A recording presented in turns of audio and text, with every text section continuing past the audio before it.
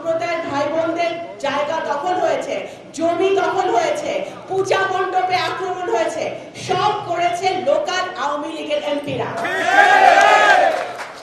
জুজুর ভয়, ভাইরা জুজুর ভয় দেখিয়ে বেরিয়েছে গত 17 বছর এবং যতবারই ক্ষমতায় এসছে। আওয়ামী লীগের দুইটা ছিল, তাদের তো কখনো কোনো নীতি ছিল না। দুইটা নীতি ছিল, একটা নীতি ছিল ৭১-এর চেতনা বিক্রি করা, সেটা, আর দ্বিতীয় নীতি ছিল যে সংখ্যালঘুদেরকে সংখ্যালঘু নামে, ধর্মের নামে রাজনীতি করা। বাংলাদেশ জাতীয়তাবাদী দল ধর্ম নিয়ে কখনো রাজনীতি করে না, কখনো করে নাই, ভবিষ্যতেও করবে না। আপনারা ৩১ দফায় দেখেছেন আমাদের জনাব তারেক রহমান যে ৩১ দফা দিয়েছেন ভবিষ্যৎ বাংলাদেশের জন্য, ভবিষ্যৎ প্রজন্মের জন্য। আমার সামনে সারা বাংলাদেশে বহু ইয়াং জেনারেশন আজকে ভাই বোনরা এসেছেন।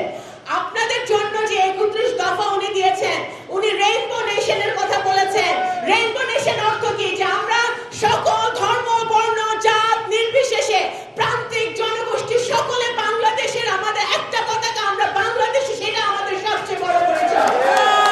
এর বাইরে আমাদের কোনো পরিচয় নয়।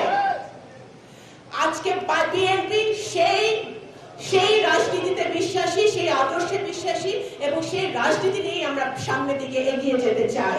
সুতরাং এই জুজুর ভয়ে আপনারা ভয় দেখাবেন না। গত বছর অগাস্টের ৫ তারিখে মহিলা পালায় যাওয়ার পরের দিন আন্তর্জাতিকভাবে একটা প্রপাগান্ডা ছড়াইছিল যে বাংলাদেশে নাকি সংখ্যালঘুদের উপর নির্যাতন হচ্ছে।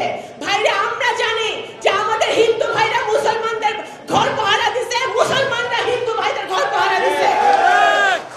যাদের উপর আক্রমণ হয়েছে ২-৪টা, তারা আওয়ামী লীগ ছিল এবং তারা তাদের এলাকায় তারা গত ১৭ বছর অত্যাচার চালিয়েছিল, সেই জন্য হয়েছে।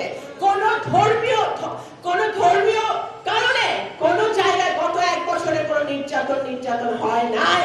সেই প্রপাগান্ডা থেকে দূরে থাকতে হবে, জুজুর ভয় থেকে আমাদের বেরিয়ে আসতে হবে। এই সারা বাংলাদেশে যারা আছে, আমি বলতে চাই আপনারা